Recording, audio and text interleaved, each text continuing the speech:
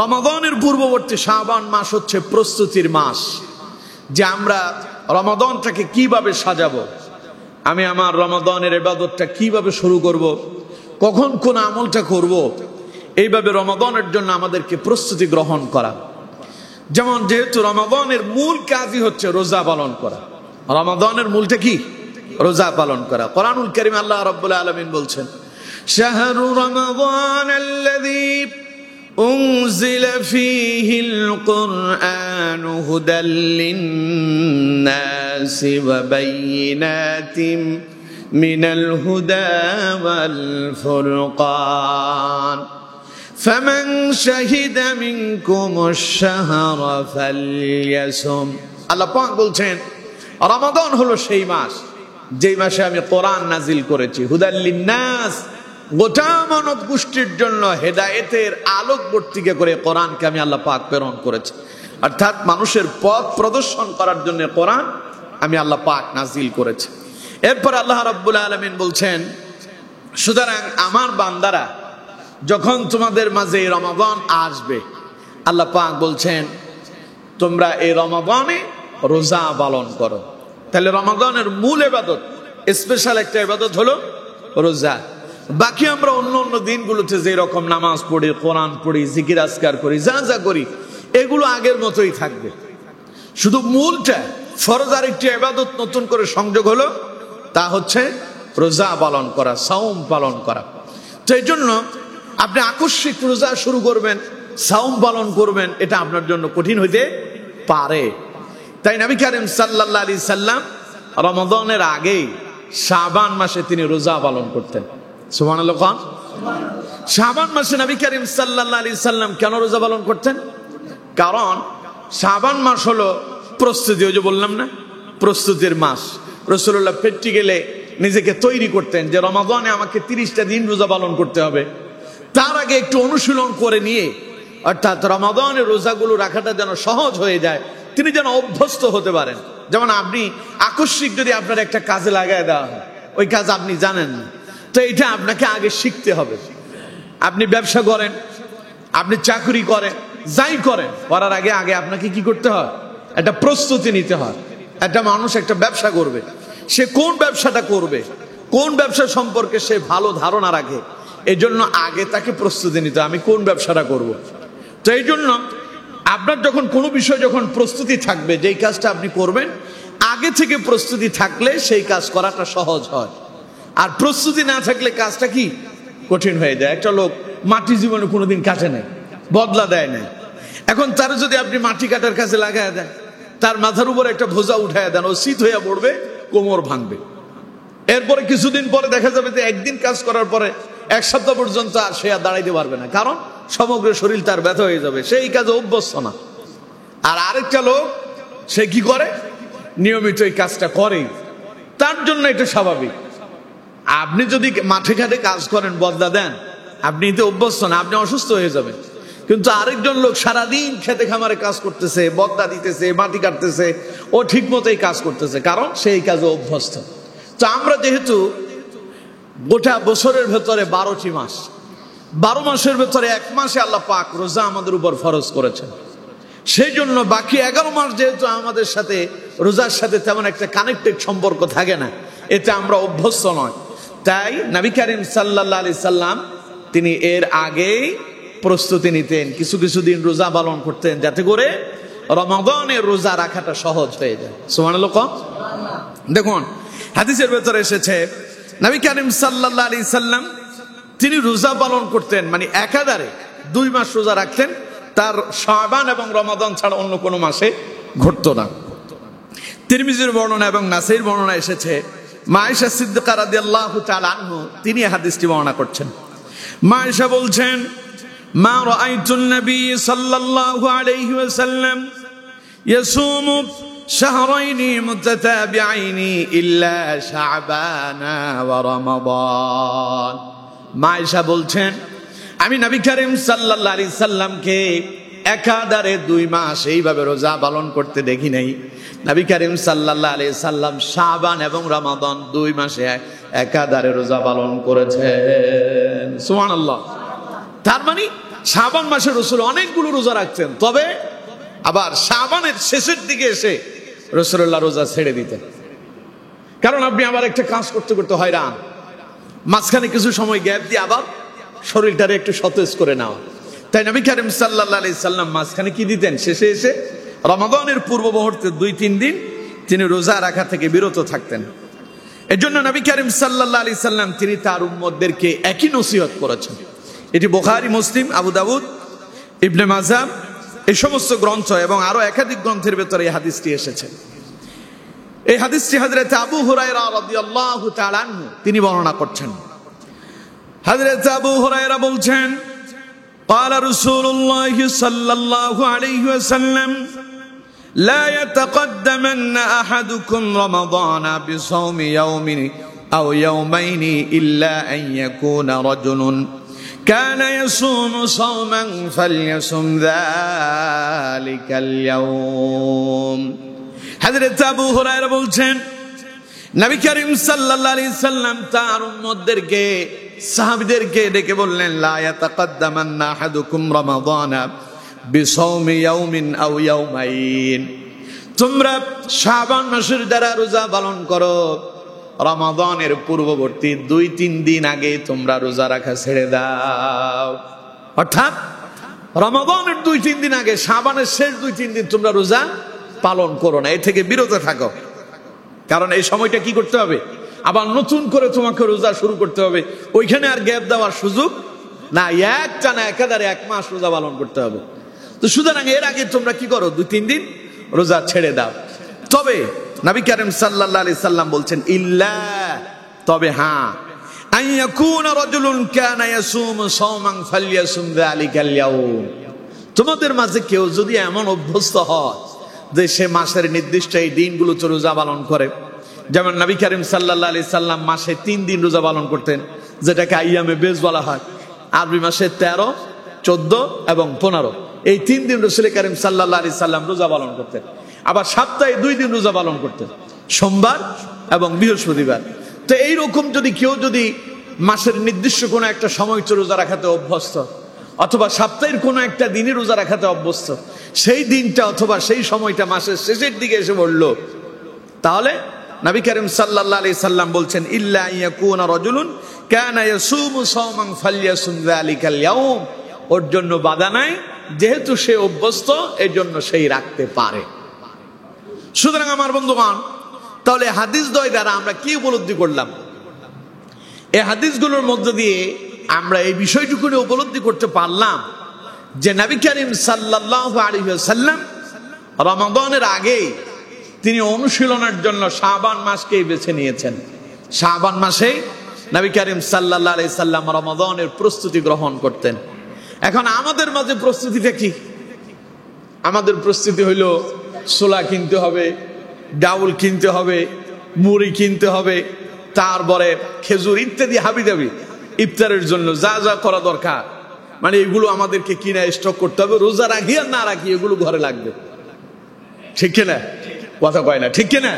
আমাদের অবস্থায় রমাদান আসলে ব্যবসায়ীরা তারাও প্রস্তুতি নেয়, কিভাবে ব্যবসা শুরু করবে, রমাদানে কিভাবে বেশি টাকা ইনকাম করা যাবে, কিভাবে কোনটাতে কত টাকা বেশি প্রফিট করা যায়। কারণ মানুষ তো রোজা পালন করবে, বাঙালি তো রমাদান এলে পরে সন্ধ্যাবেলা ইফতারিতে তাদের ছোলা যদি না হয় চলে না, ডাউল না হইলে হবে না, বেগুনি না বানাইলে তাদের চলবে না। তাই এখন ওরা সিস্টেম করে কোন কোন জিনিসের উপরে বেশি পেট বসানো যায়, বেশি প্রফিট করা যায়, লাভ বসানোর জন্য তারা তখন কৃত্রিম সংকট বাজারে তৈরি করে দেয়। যেমন গত কয়েকদিন আগে, গত 1-2 সপ্তাহ আগে একটা গুজব আসছে যে সয়াবিন তেল নাই বাজারে। শুনছেন না এরকম কথা আপনারা? সয়াবিন তেল নাই। কেন নাই? কারণ ওই যে রমাদান আসতেছে, সামনে আসতেছে রমাদান, সয়াবিন তেল তো খুব লাগবে, ভাজা বড় বানানো হবে, তাই বাজারে এখন কৃত্রিম সংকট তৈরি করলো যে লোকজন জানবে যে সয়াবিন নাই, হাই হাই আসতেছে রমাদান, খাবো কি, না খাইয়ে তো মরা লাগবে, এখন তো আমাদেরকে পেঁয়াজু বেগুনি আলু সব এই তো বানাইতে হবে, এখন আমরা করবো কি? তাই তাড়াতাড়ি সবাই লাগলেও কিনতেছে, না লাগলেও কিনতেছে। দরকার 2 লিটার কিনতেছে 5 লিটার। তা এখন দোকানদাররা চিন্তা করতেছে, না আসলেই তো এই লোকগুলো তো একটু বোকা শোকা, এদেরকে আরো কিছু যদি সিস্টেম করে কায়দা কানুন করে যদি আরো কিছু যদি নেওয়া যায়, 800 টাকার সয়াবিন তেল 5 লিটার একটা 800 টাকা হয়ে গেল 1000 টাকা 1200 টাকা করলো কে? ওই যে ব্যবসায়ীরা কিছু আছে সিন্ডিকেট তৈরি করে, আর আমরা কিছু আছে হুজুকে। আর বাজারে সংকট দেখা দিচ্ছে, তাই একটু কম খাবো। বাজারে যেহেতু সংকট নাই, আমি খাবো কি? নাই, সবাই যেভাবে চলবে আমরা সেইভাবে চলবো। আমরা সবাই মিলে যখন লাইন ধরবো, তখন বাজারে দোকানে সয়াবিন তেল আছে মনে করেন 50 লিটার, লোক যায় দাঁড়ায় গেছে 100 জন। 100 জনের জন্য 50 লিটার দিয়ে তো খাবার করা সম্ভব না। হ্যাঁ, দোকানদার চিন্তা করতেছে লোক যেহেতু বেশি আসছে দাম বাড়ায় দিই, যেই পারবে সেই নিবে, বাকিরা চলে যাবে। তা আমরা হলাম রমাদান আসলে কেউ চিন্তা করে কিভাবে বেশি ইনকাম করা যাবে, আবার কেউ চিন্তা করতেছে রমাদান আসতেছে আগে আগে না কিনলে না জানি আমি ঠকে যাই কিনা। না, রমাদান তো খাওয়ার মাস না, ওটা তো খাওয়া থেকে বিরত থাকার মাস। সাওম শব্দের অর্থই কি? বিরত থাকা। তা আপনি তো সারাদিন খাবেনই না, তাইলে এত খাবার তৈরি করার, এত খাবার কেনার দরকার কি? যখন যা লাগবে তখন তা কিনবেন, সবাই গিয়ে হুমড়ি খায় পড়ার দরকার নেই। তো এই জন্য আমাদের দেশে রমাদান আসলে কৃত্রিম সংকট বাজারে, কিছুদিন পরে দেখবেন, আর 2-4 দিন পরে দেখবেন যে টমেটো এখন কিনতেছেন 25 টাকা 20 টাকা কেজি, ও দেখবেন হয়ে গেছে 100 টাকা। নাই, বাজারে আর নাই। কারণ এখন যে আপনার যে ইফতারিতে লাগবে, আপনি ইফতারিতে টমেটো খাইতে হবে বলছে কিনা? আপনার ইফতারিতে বেগুনি খাইতে হবে, এটা আপনি পেলেন কই? অথচ নবী কারীম সাল্লাল্লাহু আলাইহি সাল্লাম ইফতারি করতেন কি দিয়া? খেজুর দিয়া, খোরমা দিয়া। সেই খেজুরের বাজারে আগুন। এখন তো বাকি 11 মাস যা গেল গেল, রমাদানে এটা দ্বিগুণ হয়ে যাবে। কোত্থেকে যে এটা যে হয়, কে যে করে আল্লাহই ভালো জানে, আল্লাহর ওলিরা করে। আরে অথচ আমার বন্ধুগণ, আপনি সৌদি আরব যান, সৌদি আরব তো আরব কান্ট্রি, যেখানে নবী করিম সাল্লাল্লাহু আলাইহি সাল্লামের আগমন, সেটা বাদ দেন। আমেরিকায় যান, আমেরিকা তো আর মুসলিম কান্ট্রি না। আমেরিকা কি মুসলিম কান্ট্রি? আমেরিকায় যান, দেখতে পাবেন রমাদান উপলক্ষে বিভিন্ন পণ্যে বিভিন্ন ছাড় ঘোষণা দেওয়া হয়েছে। দেখবেন কোরবান আসলে, কোরবানের আগে যারা ওই যে রেফ্রিজারেটর, ফ্রিজের ব্যবসা করে, এরা দেখবেন বিভিন্ন ছাড় দিয়ে ঘোষণা দেয়, এখন ফ্রিজ কিনলে এত টাকা দিয়ে কিনতে পারবেন, এত মাসের কিস্তিতে নিতে পারবেন, আগাম ছাড় দেয়, কারণ বিক্রিটা বেশি হবে। তাই আমেরিকার মতো রাষ্ট্র পর্যন্ত রমাদান আসলে পণ্যের দামে বিভিন্ন ছাড় দেওয়া হয়। তা আপনার বিক্রি যদি বেশি হয়, লাভ বেশি হবে। আর আমাদের দেশের চিন্তা ভাবনা হইলো, না, ভালো করে চেপে ধরো, বিক্রি কম হোক, আমরা অল্প বিক্রি করব, বেশি খাবো। তো এই জন্য আমাদের কপাল হয়েছে এইরকম যে আমরা 1 মাস বিক্রি করে খাই, বাকি 6 মাস উপবাস থাকি। বুঝতে পারছেন? তো এগুলো নবী করিম সাল্লাল্লাহু আলাইহি সাল্লামের সুন্নাতের ভেতরে পড়ে না। রমাদান হচ্ছে ইবাদতের মাস। রমাদান কিসের মাস? সবাই বলতে হবে কিসের মাস? আর ইফতারও একটা ইবাদতের নাম। তো এখন আল্লাহর বান্দারা ইফতার করবে, সারাদিন রোজা রেখেছে, ইফতারেতে সে বেগুনি খাবে, আলুর চপ খাবে, পেঁয়াজু খাবে, এরপরে ওর ছোলা লাগবে, ইত্যাদি ইত্যাদি হাবিজাবি, এগুলো দরকার হবে। মুসলমানদের কাজ হচ্ছে, যেহেতু এটা আল্লাহর ইবাদত, আল্লাহর ইবাদতে আমরা সহযোগিতা করব। আল্লাহর ইবাদতে কি করব? সহযোগিতা করব। আরেকজন মানুষ আল্লাহর ইবাদত করবে, আমি তাকে সহযোগিতা করি, অন্তত তার জন্য আল্লাহর ইবাদত করাটা সহজ হয়ে যায়। কিন্তু আমরা করলাম কি, ইবাদতটারে কঠিন করে দিলাম। অথচ আমার বন্ধুগণ, নবী করিম সাল্লাল্লাহু আলাইহি সাল্লাম তিনিও তার জীবনীতে ব্যবসা করেছেন। নবী করিম সাল্লাল্লাহু আলাইহি সাল্লাম মা খাদিজাতুল কুবরা রাদিয়াল্লাহু তাআলা আনহার ব্যবসার প্রথমে কি ছিলেন? চাকরিজীবী ছিলেন। পরবর্তীতে নবী করিম সাল্লাল্লাহু আলাইহি সাল্লাম শেয়ার ব্যবসা করেছেন, পার্টনার ছিলেন। অথচ আমার বন্ধুগণ, নবী করিম সাল্লাল্লাহু আলাইহি সাল্লামের ব্যবসাটা ছিল হালাল পদ্ধতিতে। এই জন্য নবী করিম সাল্লাল্লাহু আলাইহি সাল্লাম ব্যবসায়ীদের উদ্দেশ্যে বলেছেন, আত-তাজিরুস সাদিকুল আমিন মা'আন নাবিয়্যিন ওয়াস সিদ্দিকিন ওয়াস শুহাদা। পড়েন সুবহানাল্লাহ।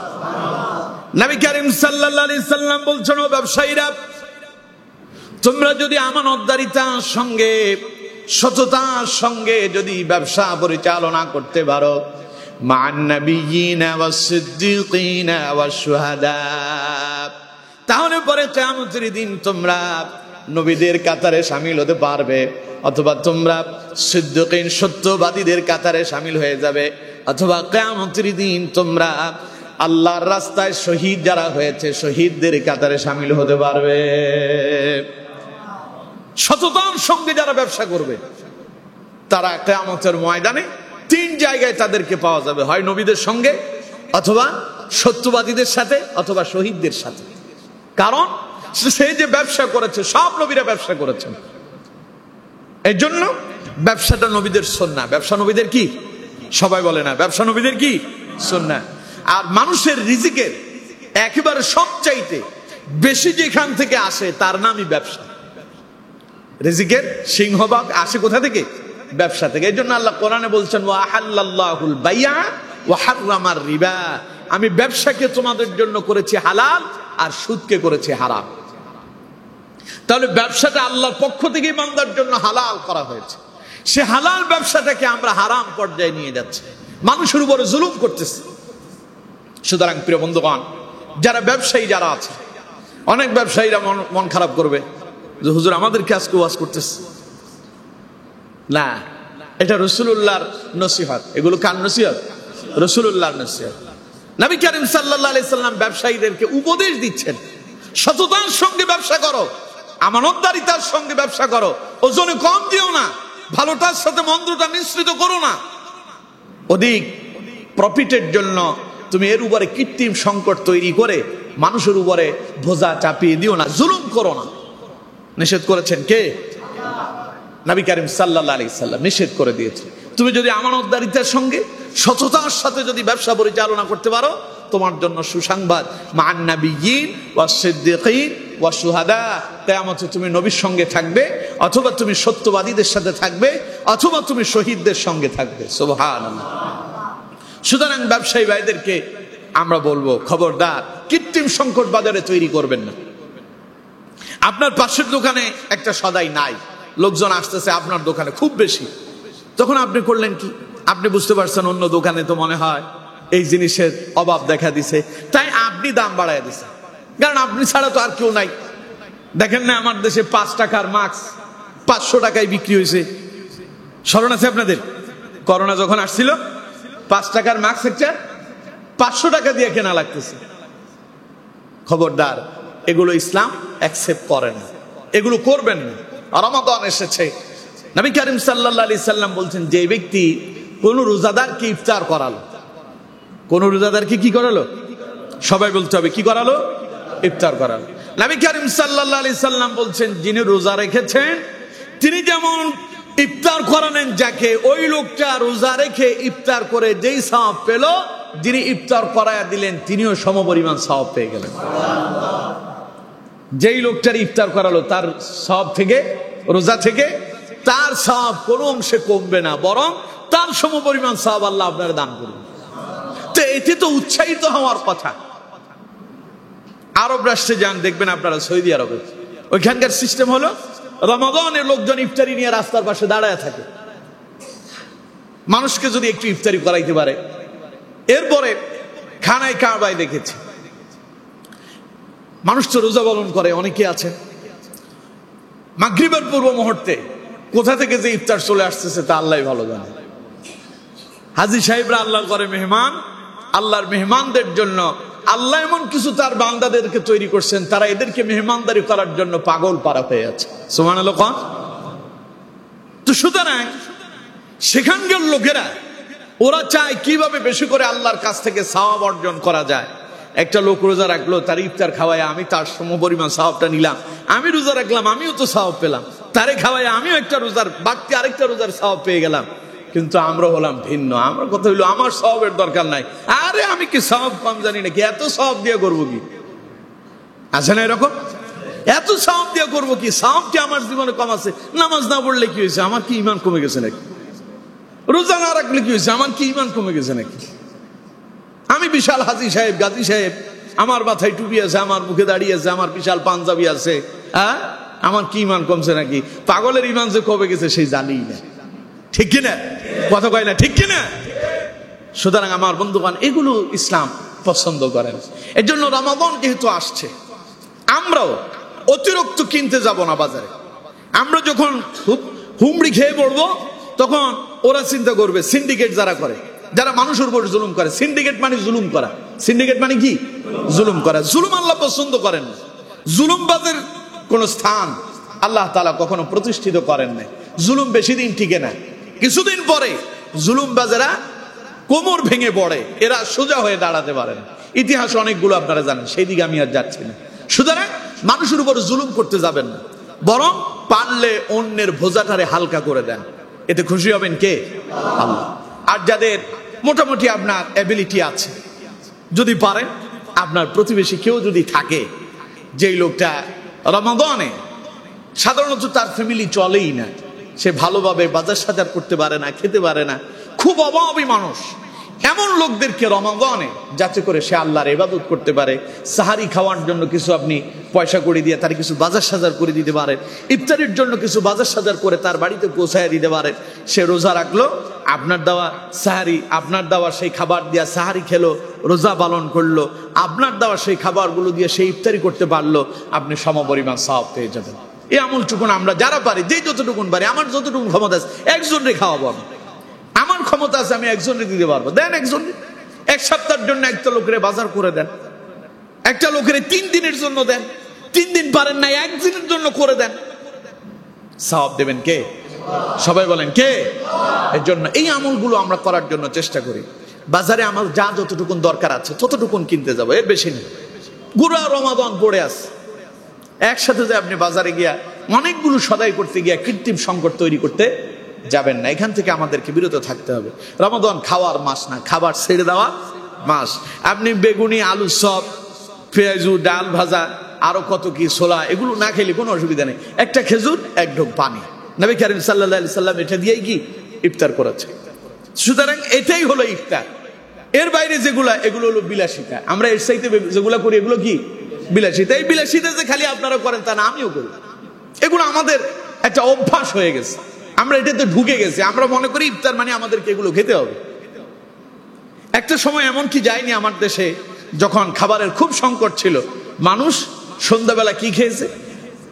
চাউল, চিড়া, মুড়ি, 1 ফুট মুড়ি, সাথে 1 গ্লাস পানি, একটু চিড়া ভিজালো, ওই চিড়া খেয়ে ইফতারি করছে। অসুবিধা হয়েছিল? আমরা ছোটবেলায় দেখেছি, আমরা কি করছি? ইফতারের পূর্ব মুহূর্তে একটা খেজুর খেলাম, 2টা খেজুর, এরপরে মাগরিব শেষ করে সন্ধ্যাবেলা খাবার খেয়ে ফেলেছে। এরকম ছিল না? তো এখন তো সেই দিন নাই। এখন আমরা কি বলে, এটার মডার্ন হয়ে গেছে। এখন আমাদের এগুলো না হলে চলবে না। কে চলবে না? কে? তখন যেহেতু চলছে, এখনো চলবে, কোনো অসুবিধা নাই। এর জন্য আমাদেরকেও সতর্ক হতে হবে। যার যতটুকুন দরকার এর বাহিরে যাবেন না, অল্প অল্প করে বাজার করেন, অসুবিধা নেই। কিন্তু আমার বন্ধুগণ, রমাদানের মূল প্রস্তুতি হবে আমরা ইবাদত কিভাবে করব। রমাদানে আমার ইবাদতটা কিভাবে হবে, আমি কিভাবে আমার দিনটাকে ঢেলে সাজাবো, রমাদানে কোন সময় আমি কোন কোন ইবাদত করব, এই প্রস্তুতিগুলো আমাদেরকে নিতে হবে। আর যদি শাবান মাসে যদি পারি, নবী করিম সাল্লাল্লাহু আলাইহি সাল্লাম যেহেতু রোজা পালন করতেন প্রস্তুতির জন্য, সামনে যেহেতু আমাকে রোজা রাখতে হবে, এই জন্য আমাকে প্রস্তুতিমূলক যদি পারেন 2, 4, 5টা 10টা রোজা রাখেন। সামনে বেশি সময় না, 5টা রোজা পারলে রাখেন, 2টা রাখেন, 1টা রাখেন, একটা অভ্যস্ত হয়ে যাবেন আর কি। তাতে কি হলো, আপনার পরবর্তী সময়গুলো রোজা রাখাটা সহজ হয়ে যাবে। আপনি যদি শাবান মাসে রোজা রাখেন, সওয়াব পাবেন না? কথা কয় না, পাবেন না? বছরের জয় দিনে যখনই রোজা রাখেন সওয়াব আছে না নাই? আচ্ছা, মানুষ যে রোজা রাখে কার জন্য রাখে কোন তো? রোজা কি কারোর দেখানো যায়? তো সুতরাং এই রোজা হলো আল্লাহর জন্য। নবী করিম সাল্লাল্লাহু আলাইহি সাল্লাম বলছেন, কেউ যদি আল্লাহর রাস্তায় একটা রোজা পালন করে, আল্লাহ নবী বলছেন, মান সামা ইয়াওমান ফি সাবিলিল্লাহি জাআলাল্লাহু বাইনাহু ওয়া বাইনান নারি খান্দাকান কামা বাইনাস সামাই ওয়াল আরদ। নবী করিম সাল্লাল্লাহু আলাইহি সাল্লাম বলেন, কেউ যদি আল্লাহর রাস্তায় একটা রোজা পালন করে, আল্লাহ রাব্বুল আলামিন তার এবং জাহান্নামের মধ্যবর্তী জায়গার ভেতরে একটা পরীক্ষা খনন করে দেবেন। একটা ফুকুর, আমরা তো ফুকুর বুঝি নাকি, একটা ফুকুর কেটে দেবেন, এত বিশাল হবে, দুনিয়ার জমিন থেকে আসমান যত দূরত্বে আছে, আল্লাহ পাক বলেন মাঝখানে এত বিশাল ফুকুর হয়ে যাবে, তার মানে রোজাদার আল্লাহর রাস্তায় একটা রোজা পালন করার কারণে জাহান্নাম দুনিয়ার জমিন থেকে আসমান যত দূরত্বে চলে যায়, আল্লাহ পাক জাহান্নামটা রোজাদার থেকে এত দূরে সরায়া দেবেন। পারলে রাখেন না, তবে না পারলে গুনাহ নাই, না পারলে কোনো কি নাই। তবে রমাদানের রোজা না পারলেও ছাড়া যাবে না, ওটা রাখাই লাগবে। ওটা রাখা কি ফরজ, অবশ্যই পালন করতে হবে, ওইটা ছেড়ে দেওয়া যাবে না। আর এই ছাড়া নফল রোজা যেগুলো পারলে সওয়াব আছে, না পারলে গুনাহ। কথা বুঝতে পেরেছেন? সুতরাং আমার বন্ধুগণ, যেহেতু রমাদান আমাদের খুব সন্নিকটে, তাই আমরা এখন থেকে প্রস্তুতি নেব। আমার রমাদানে কি কি কাজ আমি করব, সকালে কি কাজ করব, দুপুরে কোন কাজ করব, কোরআন তিলাওয়াত কখন করব, নফল নামাজটা কখন পড়ব, এইগুলো আমাদেরকে এখন সাজানোর জন্য প্রস্তুতি নিতে হবে। আমার কোন কাজটা কখন হবে, খালি খাবার দাবার কখন খাবো, কতগুলো কিনতে পারবো, কি পরিমাণ কিনতে পারছি না, এর নাম প্রস্তুতি নয়। আমার বন্ধুগণ, মুসনাদে আহমদের ভেতরে একটি হাদিস এসেছে। হযরতে ওমর ইবনুল খাত্তাব রাদিয়াল্লাহু তাআলা তিনি যখন রমাদানের পূর্ব সময় আসতো, শাবান মাসে তিনি একটি দোয়া করতেন আল্লাহর দরবারে। সে দোয়াটা ছিল এই: আল্লাহুম্মা জিদনা ওয়া লা তানকুসনা ওয়া আকরিমনা ওয়া লা তুহিন্না ওয়া আ'তিনা ওয়া লা তাহরিমনা ওয়া আথিরনা ওয়া লা তুথির আলাইনা ওয়া আরদিনা ওয়ারদ আন্না। পড়েন আমিন। হযরত ওমর ইবনুল খাত্তাব আল্লাহর দরবারে দোয়া করতেন, আল্লাহুম্মা জিদনা ওয়া লা তানকুসনা, আল্লাহ বেশি করে দাও, কম দিও না। সুবহানাল্লাহ। কোন কারণ রমাদান তো বরকতের মাস, শাবান মাস বরকতের মাস, রজব মাস বরকতের মাস। এজন্য নবী করিম সাল্লাল্লাহু আলাইহি সাল্লাম দোয়া করতেন, আল্লাহুম্মা বারিক লানা ফি রজবা ওয়া শাবান ওয়া বাল্লিগনা রমাদান। আল্লাহ তুমি আমার রজব শাবানের বরকত দাও, রমাদান পর্যন্ত পৌঁছায় দাও। সুবহানাল্লাহ। কোন তাই হযরতে ওমর ইবনুল খাত্তাব রাদিয়াল্লাহু তাআলা আনহু তিনি আল্লাহর দরবারে দোয়া করতেন, আল্লাহুম্মা জিদনা ওয়া লা তানকুসনা, আল্লাহ বেশি বেশি দাও, কম দিও না। তোমার কাছে তো আছে, সামনে আসতেছে বরকতের মাস, ওই বরকতের মাসের বরকত আমারে দান করো, আমার গুনাহ খাতা মাফ করে দাও, আমার অতীত জীবনের যত গুনাহ হয়েছে আল্লাহ তুমি মাফ করে দাও, আমারে বেশি বেশি নেক আমল করার তৌফিক দাও। পড়েন আমিন। এরপরে হযরত ওমর ইবনুল খাত্তাব আল্লাহর দরবারে দোয়া করতেন, ওয়া আকরিমনা ওয়া লা তুহিন্না, হে আল্লাহ তুমি আমাদেরকে সম্মানিত করো, অপমানিত করো না। সুবহানাল্লাহ। কোন আচ্ছা কোন তো দেখি, সম্মান দেওয়ার মালিক কে? সবাই বলতে হবে কে? বেইজ্জতি করার মালিক কে? ওয়া তুইজ্জু মান তাশা ওয়া তুযিল্লু মান তাশা। আল্লাহ যারে চান সম্মান দেন, আর যারে চান তিনি বেইজ্জতি করে দেন। সুতরাং সম্মান এবং ইজ্জত দেওয়ার মালিক হচ্ছেন আল্লাহ পাক। এর জন্য হযরত ওমর ইবনুল খাত্তাব রাদিয়াল্লাহু তাআলা আনহু তিনি দোয়া করতেন, ওয়া আকরিমনা ওয়া লা তুহিন্না, আল্লাহ তুমি আমাদেরকে সম্মানিত করো, অপমানিত করো না, বেইজ্জতি করো না, লাঞ্ছিত করো না। এই দোয়াগুলো আমাদের করা উচিত। আমরা তো সম্মানিত হওয়ার জন্য মনে করি যে ক্ষমতা লাগবে, নেতা হইতে হবে, পাওয়ার লাগবে, তাইলে মনে আমার সম্মান বাড়বে। না, এতে কোনো সম্মান নাই। এটাতে সম্মান হলো এই লোকজন আপনারা দেখলে কয় আসসালামু আলাইকুম, পেছনে কয় ওরে একটা লাথি মারবা, ঠিক কিনা? এই জালেমের যন্ত্রণায় বাঁচি না। তো সুতরাং দেখলে আপনারা সালাম দেয়, আপনি বুঝতেছেন আপনারা খুব সম্মান করতেছে, পেছনে যে গালি দেয় তা কি জানেন? কারণ আপনার ভাবসাব যে আলাদা, আপনার অনেক প্রভাব, নিজের বহু কিছু মনে করেন না।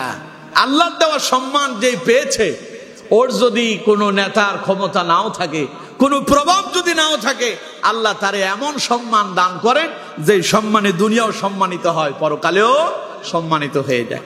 হযরত বেলাল অনেক টাকা পয়সা ছিল, অনেক বাড়ি গাড়ি ছিল, অনেক সম্পদ ছিল নাকি? ছিলেন কালো মানুষ, হাবশী গোলাম, কোনো দামই ছিল না ইসলাম কবুলের পূর্বে তার। কিন্তু ঈমান কবুলের পরে আল্লাহ পাক হযরত বেলালের সম্মান এত বাড়ায়া দিলেন।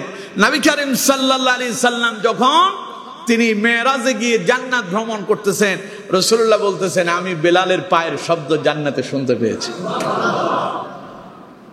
মানুষটা কালো হইতে পারে, বাড়ি গাড়ি কিছু নাই, সম্পদ নাই, কিন্তু আল্লাহ যদি সম্মান কারো বাড়ায়া দেয়, দুনিয়ায় থাকলেও পায়ের শব্দ জান্নাতে পর্যন্ত শোনা যায়। সুবহানাল্লাহ।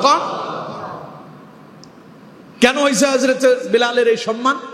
আমলের কারণে। কিসের কারণে? আমলের কারণে, আল্লাহর প্রতি তার একনিষ্ঠ ভালোবাসার কারণে। নবী করিম সাল্লাল্লাহু আলাইহি সাল্লাম, ঘটনাটা একটু আপনাদেরকে শোনায় দেই। নবী করিম সাল্লাল্লাহু আলাইহি সাল্লাম জিবরাইলের সঙ্গে জান্নাত ভ্রমণ করতেছেন। হঠাৎ করে রাসূলুল্লাহ সাল্লাল্লাহু আলাইহি সাল্লাম জিবরাইলকে বললেন, ভাই জিবরাইল, ঘটনা কি? আমার কাছে মনে হচ্ছে যেন জান্নাতে আমরা দুইজন ছাড়া তো এই মুহূর্তে আর কেউ নাই আমাদের সাথে, কিন্তু তৃতীয় একজন ব্যক্তির পায়ের আওয়াজ শুনতে পাচ্ছি। এই লোকটা কে?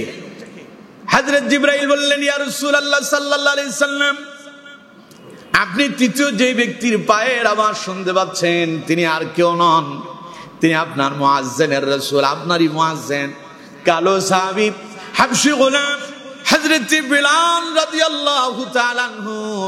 নবী করিম সাল্লাল্লাহু আলাইহি সাল্লাম আশ্চর্য হয়ে গেলেন, অবাক হয়ে গেলেন। রাসূলুল্লাহ একদিন মসজিদে নববীতে ফজরের সময় মসজিদে ঢুকলেন, বুখারীর বর্ণনা এটা। নবীজি বেলালকে দেখে ডাক দিলেন, ইয়া বেলাল তাআলো, বেলাল এইদিকে আসো। নবীজি বললেন, বেলাল, আমি জানতে চাই ঈমান কবুলের পরে তুমি এমন কি আমল করতেছো যে আমলের বিনিময়ে আল্লাহ তোমারে জান্নাত দিবেন, এই আশা তুমি অন্তরে লালন করো। হযরতে বেলাল কেঁদেই দিলেন। বেলাল বললেন, ইয়া রাসূলুল্লাহ সাল্লাল্লাহু আলাইহি সাল্লাম, ঈমান কবুলের পরে এমন কোন আমল আমি করতে পেরেছি বলে আমার মনে পড়ে না। নবীজি বললেন, বেলাল রে, আমি তোমার ব্যাপারে এমন একটা বিষয় জানি। হযরতে বেলাল কাঁদতে কাঁদতে বললেন, ইয়া রাসূলুল্লাহ সাল্লাল্লাহু আলাইহি সাল্লাম, আমি আমার জীবনে একটি আমল এমন করে থাকি, জানি না সে আমল যখন আল্লাহর দরবারে মঞ্জুর হয়েছে নাকি। হযরতে বেলাল বললেন, ইয়া রাসূলুল্লাহ, যখনই আমি পবিত্রতা অর্জন করি, যখনই আমি ওযু করি, ওযু করার সঙ্গে সঙ্গে ওই ওযু অবস্থায় আমি আমার সাধ্য মোতাবেক তাহিয়াতুল ওযু নামাজ আদায় করার জন্য চেষ্টা করি। নবীজি বললেন, বেলাল রে, তুমি জানো না তুমি নবী নয়, আমি নবী, আমি যা জানি তুমি তা জানো না। বেলাল রে, তোমার ওই 2 রাকাত নামাজ আল্লাহর দরবারে এত বেশি মঞ্জুর হয়েছে, তুমি যখন দুনিয়ায়, আমি তখন জান্নাতে, তোমার ওই পায়ের আওয়াজ আমি নবী তখন জান্নাতেও শুনতে পেয়েছি। বেলাল কালো হতে পারে, কিন্তু অন্তরের মোহাব্বত ভালোবাসা কার সাথে? এই জন্য আল্লাহ পাক বেলালের মর্যাদা বাড়ায় দিয়েছেন। এই জন্য সম্মান যদি আল্লাহ দেয়, কেউ আপনার বেইজ্জতি করতে পারবে না। আমার দেশে একখান কথা আছে, কয় মানি লোকের মান জুতা দিয়ে বিড়ালিও যায় না। ঠিক কিনা? কথা কয় না, ঠিক কিনা? যেমন একজন এরকম মানি লোকের সম্মানের কথা বলি, সময় শেষ, একটা সম্মানের কথা বলি। আমাদের আল্লামা সাইদির কথাটা আপনারা কে না জানেন? রাজাকার বানানো হলো, দর্শনকারী বানানো হলো, ডাকাত বানানো হলো, লুণ্ঠনকারী বানানো হলো, কারণ তাকে বেইজ্জতি করতে চাইলো। তার কি সম্মান কমছিল? কথা বলেন, এখনো কি কমছে? এখনো মানুষ কি তার খারাপ চোখে দেখে? তার মানে কেউ যদি তার অপমান করতে চায়, আল্লাহ যদি তার সম্মান দেয়, পৃথিবীর কেউ তাকে অসম্মানিত করতে পারে না। ঠিক কিনা? এই জন্য হযরত ওমর আল্লাহর দরবারে দোয়া করছেন, ওয়াকরিমনা ওয়ালা তুহিন্না, আল্লাহ তুমি আমাদের সম্মান বাড়ায়া দাও, আমাদেরকে বেইজ্জতি আর অপমানিত করো না। ওয়াতিনা ওয়ালা তাহরিমনা, আয় আল্লাহ তুমি আমাদেরকে দান করো, মাহরুম করো না। আমার বন্ধুগণ, কন্ত দেখি, যিনি আমাদেরকে সম্পদ দেন, রিজিক দেন, অসুস্থ হলে সুস্থ বানায় দেন, যিনি তিনি কে? তাহলে সব ক্ষমতা কার? সবাই বলতে হবে, সব ক্ষমতা কার? সম্পদ দেওয়ার মালিক আল্লাহ। আপনার বাড়ি দরকার, গাড়ি দরকার, আপনার খাবারের দরকার, আল্লাহর দরবারে বলেন, যেইভাবে হোক আল্লাহ পাক কোনো না কোনো ভাবে ব্যবস্থা করে দেবেন। সুতরাং আল্লাহর দরবারে কোনো কিছুর অভাব নাই। দুনিয়ার মানুষ যদি আল্লাহর কাছে চায়, আল্লাহ কখনো অসন্তুষ্ট হন না। আর আপনি আল্লাহর কাছে না চেয়ে যদি দুনিয়ার মানুষের কাছে চান, 1 দিন 2 দিন 3 দিন পর্যন্ত আপনারে দেবে, 4র্থ দিন গেলে বলবে যে পাগল, তার যন্ত্রণায় বাঁচি না। ঠিক কিনা? আর আল্লাহ পাক বলেন, আমার বান্দা যেই লোক আমার কাছে চায় না, আমি আল্লাহ তার প্রতি খুশি না। আমার যেই বান্দা আমারে বেশি ডাকে, আমার কাছে বেশি সাহায্য চায়, আমি আল্লাহ তার প্রতি খুশি হয়ে যাই। এই জন্য আমার বন্ধুগণ, দান মালিক আল্লাহ, চাইবেন আল্লাহর কাছে। ওয়াতিনা ওয়ালা তাহরিমনা, আল্লাহ আমাদেরকে তুমি দান করো, বঞ্চিত করো না। তুমি আমাদেরকে দাও আল্লাহ, তুমি দিতে পারো, এটার মালিক তুমি, টাকার মালিক, সম্পদের মালিক, বাড়ি গাড়ি এগুলো সব কিছু তোমার, কিছুই না। আল্লাহ তুমি চাইলে আমাদেরকে দিতে পারো। এই জন্য দুনিয়ার মানুষের মুখাপেক্ষী না হয়ে কার কাছে চাইতে হবে? হযরত ওমর এইভাবে দোয়া করতেন রমাদানের পূর্ব মুহূর্তে, ওয়াতিনা ওয়ালা তাহরিমনা, আল্লাহ তুমি আমাদেরকে দান করো, আমাদেরকে মাহরুম করে দিও না। এরপরে আমার বন্ধুগণ, হযরত ওমর দোয়া করতেন, ওয়াযিরনা ওয়ালা তুযির আলাইনা। আয় আল্লাহ, তুমি মানুষের উপরে আমাদেরকে অধিকার দাও, অন্যের উপরে আমাদের মর্যাদা বাড়ায়া দাও। আমাদের উপরে অন্যের মর্যাদা, অন্যের সম্মান, অন্যকে আমাদের উপর অধিকার দিও না। এরপরে তিনি দোয়া করতেন, ওয়া আরদিনা ওয়ারদা আন্না। আয় আল্লাহ, তুমি আমাদের প্রতি সন্তুষ্ট থাকো, আর যেই কাজ করলে পরে তুমি খুশি হও, সন্তুষ্ট হও, সেই কাজ করার তৌফিক আমাদেরকে দান করে দাও। বলেন আমিন। দোয়া এগুলো তো করতে পারেন না, খালি চিন্তা আছে খাবো কই, পাবো কই। না, খাওয়াবেন আল্লাহ, দেবেন আল্লাহ, সব ক্ষমতা কার? আল্লাহ। এই জন্য হযরত ওমর আল্লাহর দরবারে দোয়া করেছেন, আল্লাহুম্মা জিদনা ওয়ালা তানকুসনা, বেশি দাও কম দিও না। ওয়া আকরিমনা ওয়ালা তুহিননা, সম্মানিত করো অপমানিত করো না। ওয়া আতিনা ওয়ালা তাহরিমনা, দান করো বঞ্চিত করো না। ওয়া আযিরনা ওয়ালা তুযিরা আলাইনা, অন্যের উপরে আমাদের মর্যাদা দাও, সম্মান দাও, অধিকার দাও, আমাদের উপর অন্যকে অধিকার দিও না। ওয়া আরদিনা ওয়ারদা আন্না, আমাদের প্রতি তুমি সন্তুষ্ট থাকো, আর তোমার সন্তুষ্টিতে আমাদেরকে সন্তুষ্ট করো। সুবহানাল্লাহ। তো সুতরাং আমার বন্ধুগণ, রমাদান আসলে আল্লাহর কাছে চাইতে হবে, আল্লাহ এই রমাদান তো তুমি যদি আমাদেরকে দাও আমরা পাবো। রমাদান যদি কেউ যদি পান, মনে করতে হবে এটা বোনাস। এটা কি? আল্লাহ চাইলে এর আগে আপনারা নিয়ে যেতে পারতেন। রমাদান দিয়েছেন গুনাহ থেকে মুক্তি লাভের জন্য, রমাদান আসে আপনাকে পবিত্র বানানোর জন্য, রমাদান আসলে আপনাকে পরিপাটি করার জন্য, রমাদান এসেছে আপনাকে ঢেলে সাজায় আর জান্নাতি মানুষ বানানোর জন্য। ঠিক কিনা? এই জন্য আপনি যদি রমাদান পাওয়ার পরেও যদি নিজেকে যদি সেইভাবে তৈরি করতে না পারেন, এটা আপনার ব্যর্থতা।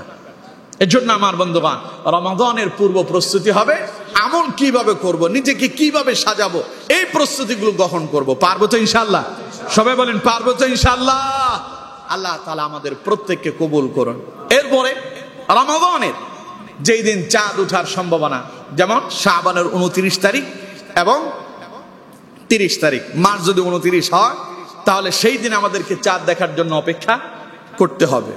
যদি আকাশ যদি মেঘাচ্ছন্ন থাকে, তাহলে তো ভিন্নভাবে আমরা এই সংবাদ পাবো। আর মেঘাচ্ছন্ন থাকলেও আমাদেরকে চাঁদ দেখার জন্য অন্তত আসমানের দিকে তাকায়া থাকতে হবে। এটা রাসূলুল্লাহর সুন্নাত। সাহাবায়ে কেরাম চাঁদ দেখার জন্য অপেক্ষা করতেন। নবী করিম সাল্লাল্লাহু আলাইহি সাল্লাম চাঁদ দেখার জন্য অপেক্ষা করতেন। চাঁদ দেখে তারা দোয়াও করতেন, আল্লাহুম্মা হিল্লাহু আলাইনা বিল ইয়ুমনি ওয়াল ঈমানি ওয়াস সালামাতি ওয়াল ইসলাম ওয়াত তাওফীক লিমা তুহিব্বু ওয়া তারদা রাব্বি ওয়া রাব্বুকা আল্লাহ। সুবহানাল্লাহ। সুতরাং এই দোয়াগুলো শিখবেন, এগুলো করার জন্য চেষ্টা করবেন, আল্লাহর দরবারে দোয়া করবেন, আল্লাহ রমাদান দিয়েছে, এবার তুমি আমার আমলের তৌফিক দাও। সুতরাং আসো, রমাদান যেহেতু আমাদের খুব নিকটবর্তী, রমাদানের জন্য প্রস্তুতি গ্রহণ করি। যেই যা বাড়ি যদি পারি নফল রোজা রাখবো, রেখে নিজেকে একটু তৈরি করব, যাতে করে রমাদানে আকস্মিক রোজা রেখে প্রথম দিনে যেন আমি হুজুর খাইয়ে বেহুশ হয়ে পড়া না লাগে। বুঝতে পারছেন? আগে থেকে 2-1টা যদি রাখতে পারেন, অভ্যস্ত যদি হন, তাহলে দেখবেন পরে আর অসুবিধা হবে না। আর না হলে প্রথম রোজার দিন দেখবেন যে আপনি একেবারে কাবু হয়ে গেছেন, হায় হায় আর কোমর সোজা হয় না। এরকম আছে না অনেকের? না, এরকমটা হবে না।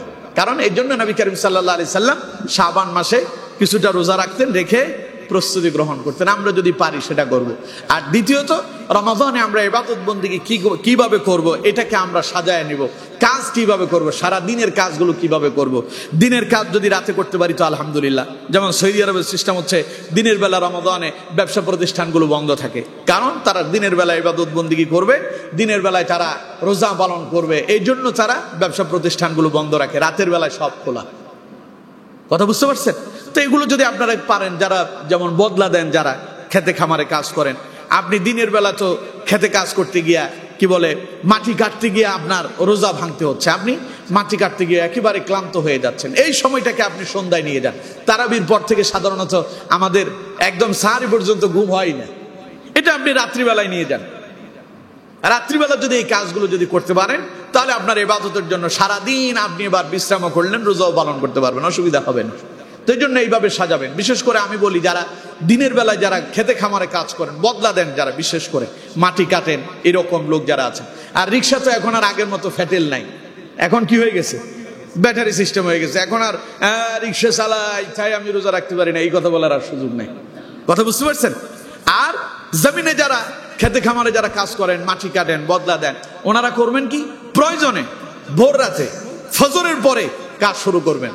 আপনার কাজ হলো সাধারণত আমাদের বদলা যারা, তারা সকাল কয়টায় কাজ শুরু করে? 8টায়। 8টা থেকে 9টা, 10টা, 11টা, 12টা, 1টা, 5 ঘন্টা নাকি? 1টা পর্যন্ত তো 2টা, 6 ঘন্টা। এই 6 ঘন্টা আপনি সকালে নিয়ে আসেন। আপনি ফজর পড়ে 6 ঘন্টা কাজ করেন, দেখবেন সকাল 10টার আগে আপনার কাজ শেষ হয়ে যাবে, আপনার ক্লান্তিটাও কমে যাবে, ঠান্ডায় ঠান্ডায় কাজটা করে ফেলতে পারবেন। এইভাবে আপনি আপনার সময়গুলো সাজান। আল্লাহ তাআলা আমাদেরকে বুঝে বাস্তব জীবনে আমল করার তৌফিক দান করুন।